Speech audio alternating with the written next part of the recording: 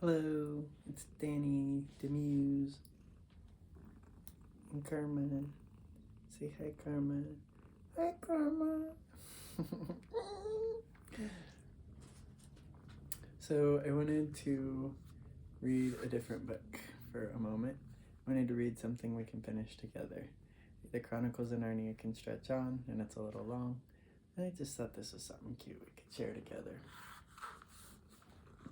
Raggedy Ann and Andy was one of my mom's favorites, and I happened to thrift one of these books the other day, and I've been so eager to read it.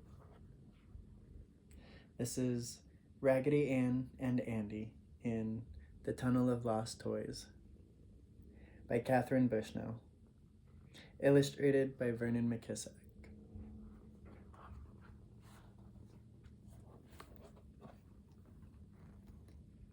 I love the illustrations in this book. I'm going to adjust this some. And I'm probably just going to upload this like this.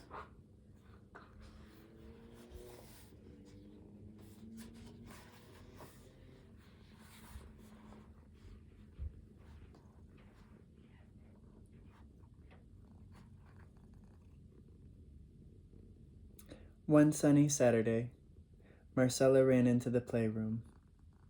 "Wake up, Raggedy Ann. Wake up, Raggedy Andy. We're going to the amusement park today." Raggedy Ann's painted smile grew even wider. "Oh boy," said Raggedy Andy. "I can hardly wait. I want to go on the roller coaster 200 times.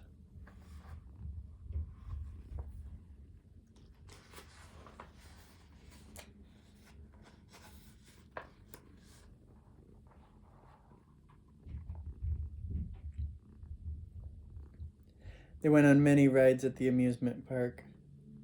Raggedy Ann liked the merry-go-round best of all. Andy liked the Ferris wheel better. It took them up very high, but it wasn't high enough for Andy. Late in the afternoon, Marcella said, "Well, Raggedy Ann and Andy, we have time for only one more ride. What shall it be?" Raggedy Andy opened his mouth to shout, "The Hurricane Daredevil roller coaster, Marcella. That's what I want." Ann gave him a quick frown, and he stopped. After all, no one must know that dolls can talk. Not even for a ride on the Hurricane Daredevil roller coaster ride.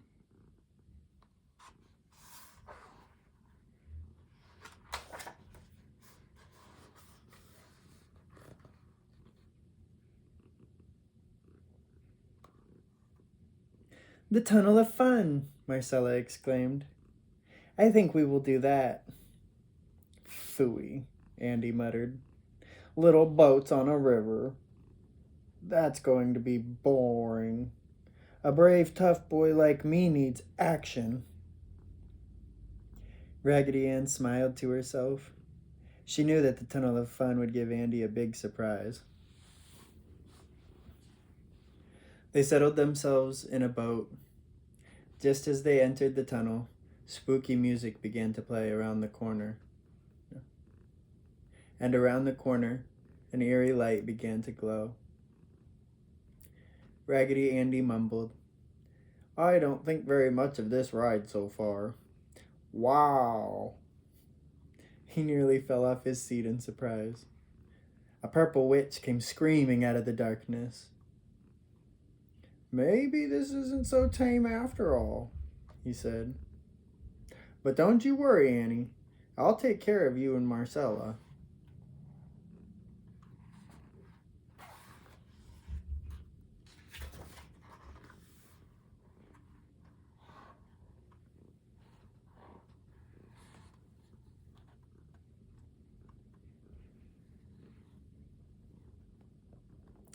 The Raggedy's little boat passed many exciting scenes. Vampires and monsters, pirates and skeletons popped out from everywhere. Even Andy's shoe-button eyes were very wide. The boat turned another corner.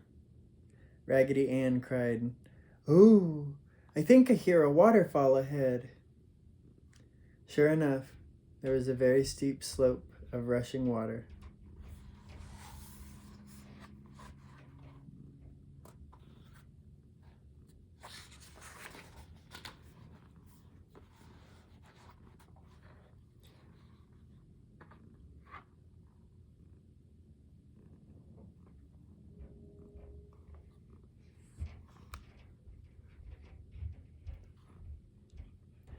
Sitting in a cave at the edge of the waterfall was the biggest, fiercest dragon they had ever seen. He had green scales sparkling with gold glitter. His orange eyes gleamed, and he breathed blue flames over the water. "Look, Anne," Andy said. "If we go near him, we'll be burned up." "Don't worry, Andy," she laughed. "His flames stop just as each little boat passes him. See? It's very safe." But Raggedy Ann was wrong. Near the dragon's cave hung 2 long strings. Raggedy Ann felt one of them brush her face as they passed. Suddenly, Tiny Hook caught on the edge of her dress. Andy was hooked too. Both of them were pulled up and left hanging in the air in front of the dragon. It happened so fast that Marcella did not even notice. She sailed away down the waterfall.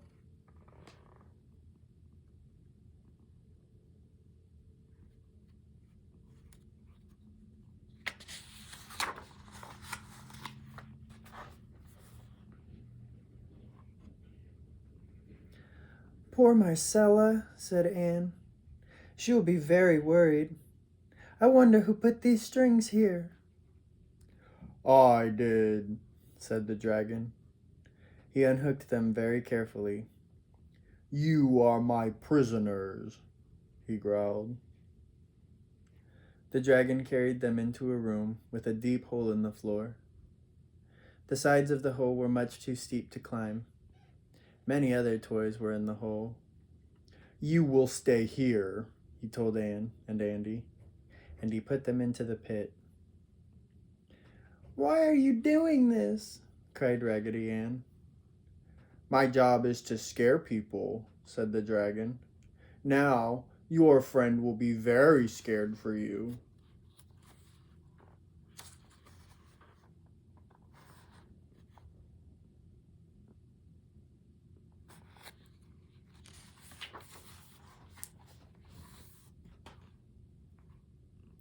"That's not the right kind of scared," said Anne.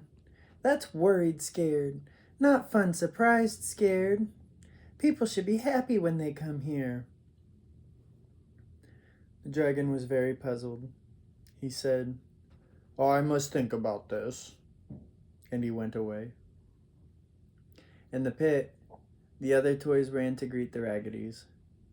There was a pink octopus, a crying baby doll, a beautiful ballet dancer, a stuffed dog, a painted rocking horse, and a wonderful cowboy doll with spurs and a big hat.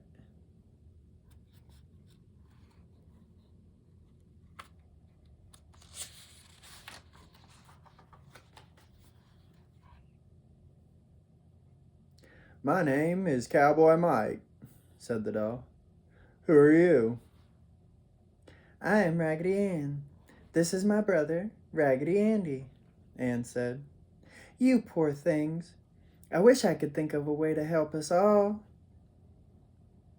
The wishing pebble in her cotton stuffing heard her wish and gave her an idea.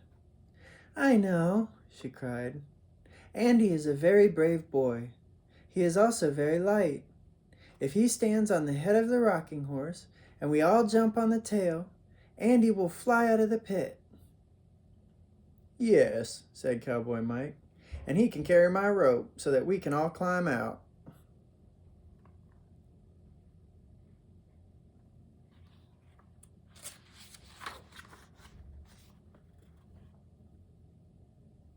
Raggedy Andy was not very happy about this, but he bravely climbed onto the horse's head.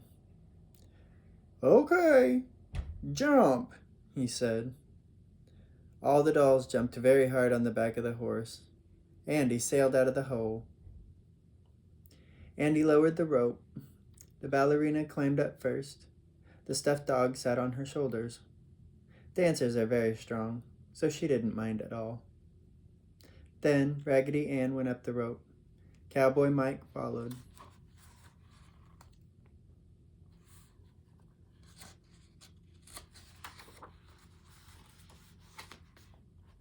At the top, Raggedy Ann looked down.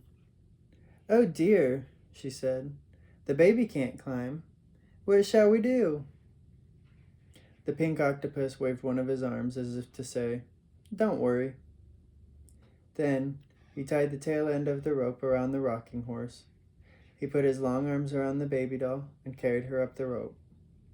Everyone cheered, but they did it very quietly so the dragon wouldn't hear. Then all the toys pulled up the rope together.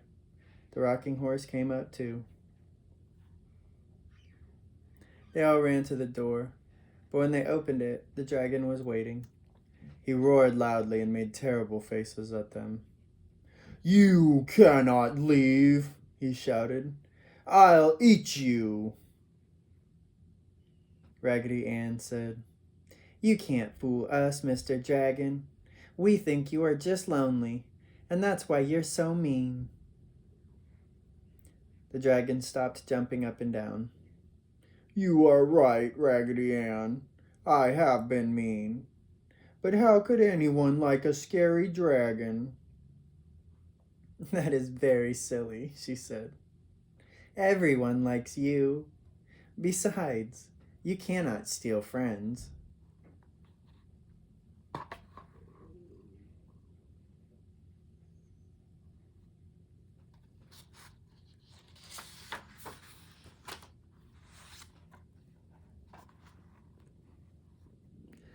Just then, one of the little boats floated past them. "Mother, there is the big dragon," a boy said. "I like him best." "You see, everyone who comes on the Tunnel of Fun ride is your friend," Raggedy Ann said. "Oh, thank you, Raggedy Ann," said the dragon. "I must get back to work. I promise I'll remember to only be happy, surprising, scary from now on."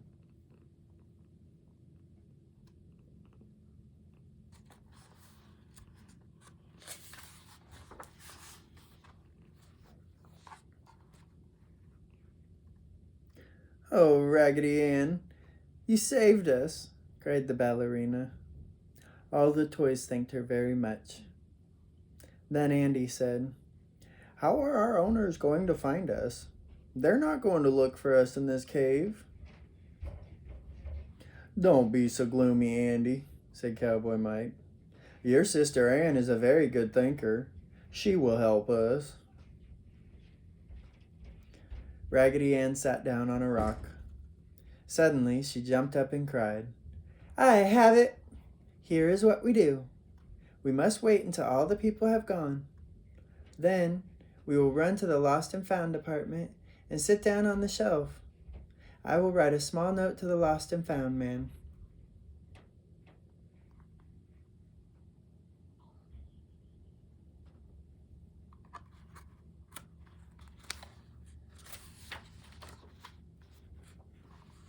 Raggedy Ann wrote, "Dear Mr. Lost and Found Man, I found these toys in the Tunnel of Fun. Please take good care of them. Handyman Fred." The next morning, the Lost and Found man was very surprised indeed. There were 8 new toys on his shelf. He read the note and nodded his head. "Well, well," he said. "I must put a notice in the newspaper for the owners of these toys. And these must be the 2 Raggedys that Marcella was so worried about yesterday. I will call her right now."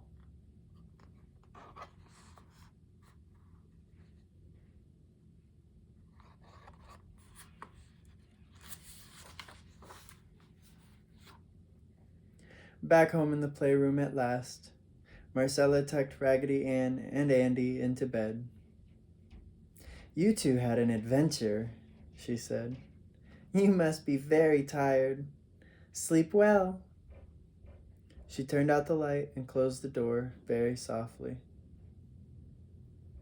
Raggedy Ann sighed sleepily. How lucky we were to be able to help those toys get back home. We made the dragon happy, too.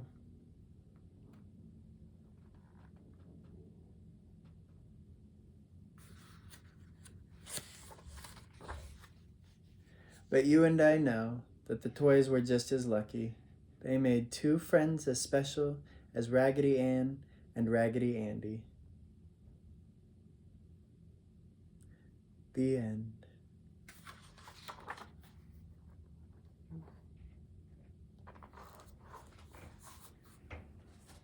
Love you. Good night.